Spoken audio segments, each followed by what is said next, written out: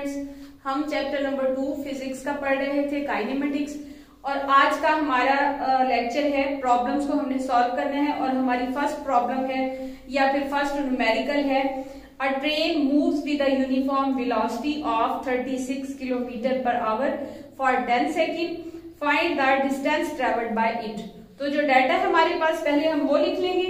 हमारे पास है velocity, uniform velocity v is equal to 36 kilometre per hour और हमारे पास टाइम t है 10 सेकेंड। 10 सेकेंड और हमें फाइंड करना है डिस्टेंस ट्रेवल्ड बाय ट्रेन। अब पहले हम सॉल्व करेंगे। हमारे पास जो वेलोसिटी का यूनिट है वो मीटर पर सेकेंड है। हम ये किलो हमारे पास प्रीफिक्स है, इसकी वैल्यू लिख देंगे। और हमारे पास जो पर आवर है इसको हम सेकंड्स में, पर सेकंड में कन्वर्ट कर देंगे। तो हम लिखेंगे v इज इक्वल टू 36।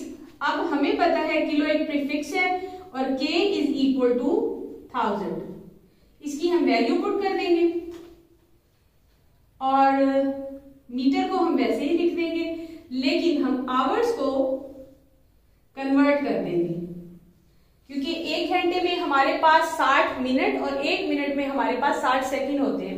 इसलिए हम 60 मिनट्स मल्टीप्लाइड बाय 60 सेकेंड्स से मल्टीप्लाई कर देंगे। और ये हम फिर सेकंड बाद में जब ऊपर ले जाएंगे तो ये हमारा मीटर पर सेकंड यूनिट बन जाएगा।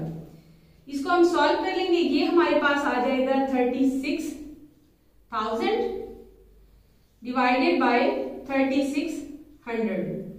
जब हम इसको डिवाइड कर देंगे, ये मीटर है और यहाँ सेकंड अगर ऊपर चला जाएगा तो मीटर पर सेकंड हो जाएगा। ये हमारे पास आंसर आ जाएगा 10 मीटर पर सेकंड। जब इसको हम कैलकुलेटर से कैलकुलेट करेंगे तो हमारे पास 10 मीटर पर सेकंड आंसर आ जाएगा। अब हमने फाइंड करना है डिस्टेंस ट्रेवल्ड बाय ट्रेन। तो हमारे पास डिस्टेंस का जो फार्मूला होता है, डिस्टेंस का फार्मूला होता है हमारे पास vt।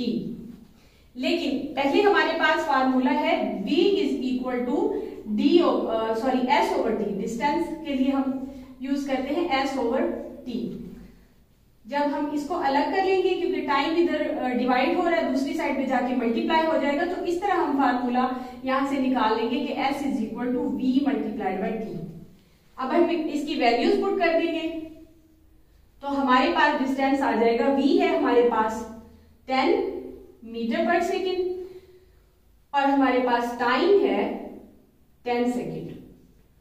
तो ये हमारे पास s जो है वो आ जाएगा।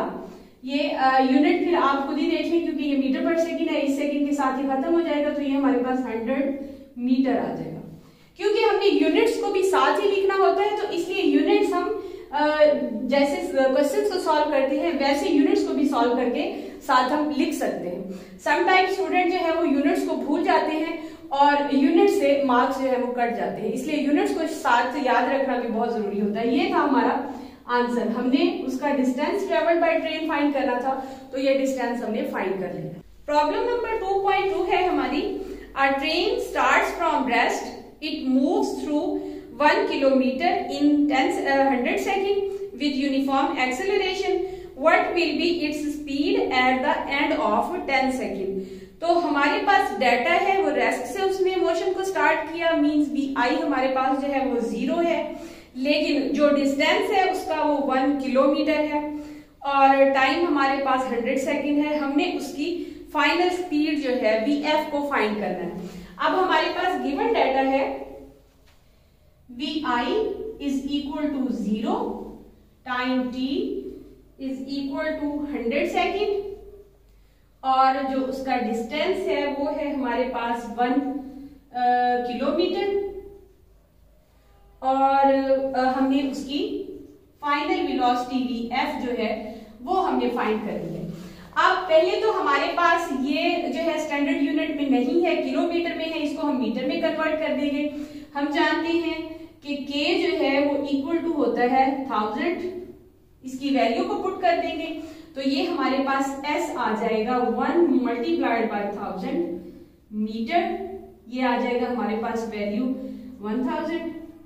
और अब हम पहले तो हमारे पास एक्सेलरेशन भी होना चाहिए, मीन्स हम एक्सेलरेशन को भी फाइंड करेंगे, तभी हम फाइनल वेलोसिटी फाइंड करेंगे, कर सकते हैं। क्यों? क्योंकि हमारे पास इक्वेशन ऑफ मोशन जो है vf फाइंड करने के लिए लास्ट और फर्स्ट, उसमें एक्सेलरेशन जो है वो जरूरी है, इसलिए हम पहले एक्सेलरेशन को फाइंड करेंगे और फिर हम vf उसकी फाइनल वेलोसिटी को मालूम करेंगे। अब हमारे पास जो हमारी सेकंड इक्वेशन है वो है s is equal to vit plus 1/2 at square.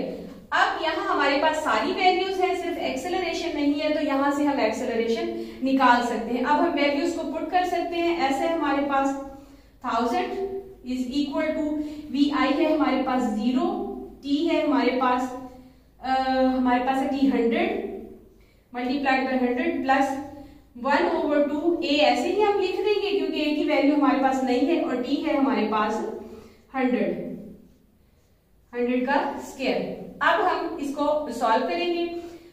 ये जो 100 है 0 से मल्टीप्लाई होगा, ये 0 ही आ जाएगा। 1000 इज इक्वल टू 1/2 a और 100 का स्क्वायर इज इक्वल टू 10,000। ये आ जाएगा हमारे पास, मल्टीप्लाई हो रहा है, 2 इस साइड पे डिवाइड हो रहा है, उधर जाके मल्टीप्लाई हो जाएगा, तो ये 2000 हो जाएगा हमारे पास। और क्योंकि ये 10,000 मल्टीप्लाई हो रहा मल्टीप्लाई हो रहा है, इस साइड पे आके डिवाइड हो जाएगा। ये इक्वेशंस का रूल है, जो वैल्यू एक साइड पे मल्टीप्लाई हो रही होती है वो इक्वेशन की दूसरी साइड पे जाके डिवाइड हो जाती है, जो डिवाइड हो रही होती है वो मल्टीप्लाई हो जाती है, जो प्लस हो रही हो वो दूसरी साइड पे जाके माइनस हो जाती है, जो माइनस हो रही हो वो प्लस हो जाती है।